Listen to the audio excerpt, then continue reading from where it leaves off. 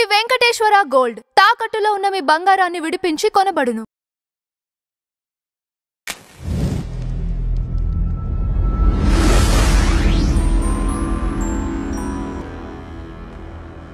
అమ్మ ఇప్పుడు టీటీడీలో మీరు వర్క్ చేశారు కదా, one of the employee, I think first ఎంప్లాయీయా మీరు? అంటే అన్నమాచార్య సంబంధంగా నేను ఫస్ట్. సో అప్పుడు టీటీడీ ఎలా ఉంది అంటే, ఇప్పుడు చాలా చేంజెస్ వచ్చాయి. అప్పుడున్న టీటీడీ ఇప్పుడున్న దానికి చాలా పాలిటిక్స్ జరగడం కానీ, కొండపైన ఎలాంటివైతే మనకి ఇప్పుడు మొన్ననే ఒక న్యూస్ విన్నాము, కల్తీ లడ్డు అనేసి. ఇలాంటివి ఎన్నో పొలిటికల్గా కానీ, ఎన్నో కలుషితమైన మార్గాలు కానీ ఎన్నో జరుగుతున్నాయి. దానికి అంతటి అంటే అప్పుడు ఉన్నంత ప్యూరిటీ కానీ ఇప్పుడు లేదు అలా. సో దానికి ఏమంటారు మీరు? నేను చిన్నతనంలో ఉండగా అక్కడ అపవిత్ర కార్యక్రమాలు జరగలేదు అని నేను చెప్పలేనమ్మా. అప్పుడు మాంసభక్షణ జరిగేది, అప్పుడు మద్యపానం జరిగేది, కొండ మీద కొన్ని అధికారుల దృష్టికి వచ్చేవి, వాటి గురించి చర్చ జరిగేది.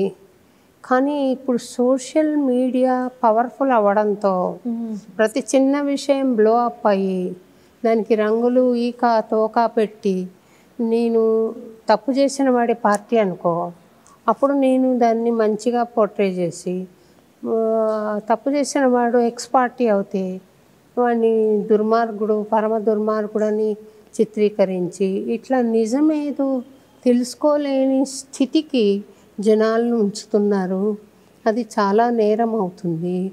కాకపోతే అప్పుడు ఎలా జరిగాయి, అప్పుడు జనాభా తక్కువ ఉంది, ఇంత రష్, అప్పటికే రష్ అనుకునేవాళ్ళం, ఇప్పుడు ఇంకా రష్ అయిపోయింది.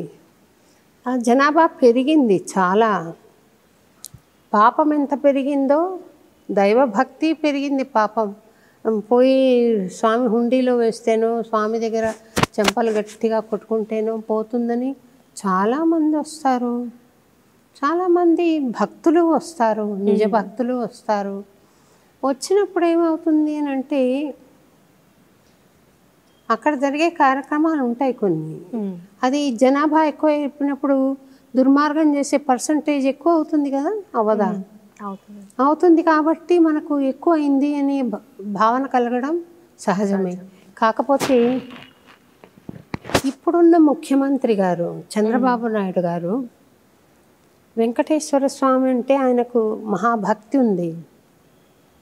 అక్కడ ఎటువంటి దుర్మార్గాలు జరగకూడదు అన్న ఆలోచన ఉన్న వ్యక్తి నాకు తెలిసి. కానీ ఆపరేషన్గా ఏం జరుగుతుందో అనేది నేను ఓట్ చేయలేను. కానీ ఆయనైతే సత్సంకల్పం ఉన్న మనిషి కాబట్టి ఆయన మంచి జరిగేలాగా చూస్తారు. అక్కడ ధర్మంగా సాగేలాగా చూస్తారు. 1 సంవత్సరం అయింది వచ్చి, కొన్ని విషయాలలో కొన్ని నిర్ణయాలు తీసుకున్నారు. కాకపోతే ఇప్పుడు నేనున్నాను అన్నమాచార్య భవనం, ఆయనకి అక్కడ కూలీ ఏం చేస్తున్నాడో, ఆయన ఏదైనా నేరం చేస్తే నా దృష్టికి రాకపోవచ్చు, అది వచ్చేసరికి టైం పట్టచ్చు ఏం జరుగుతుందో అని. ఇలాంటి వ్యవహారాలు జరగవచ్చేమో, కానీ బై అండ్ లార్జ్ ఆయన మంచి చేస్తారు అని నేను ఎదురు చూస్తున్నాను.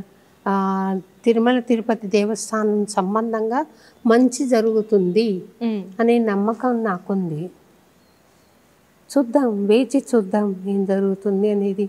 స్వామి అయినా తన స్థానాన్ని తను పవిత్రంగా కాపాడుకోగలిగితే, మంచి వాళ్లకు మంచి, చెడ్డ వాళ్లకు చెడు జరిగేలాగా దుష్ట శిక్షణ, శిష్ట రక్షణ ఆయన చెయ్యాలి. ఈ కాలంలో అందరినీ ఒకేలాగా చూస్తానని కాకుండా దుష్ట శిక్షణ చెయ్యాలి, శిష్ట రక్షణ చెయ్యాలి.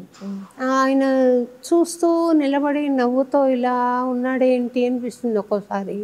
కానీ హీస్ ద బెస్ట్ జడ్జ్ కదా. కాలం time is the best judge.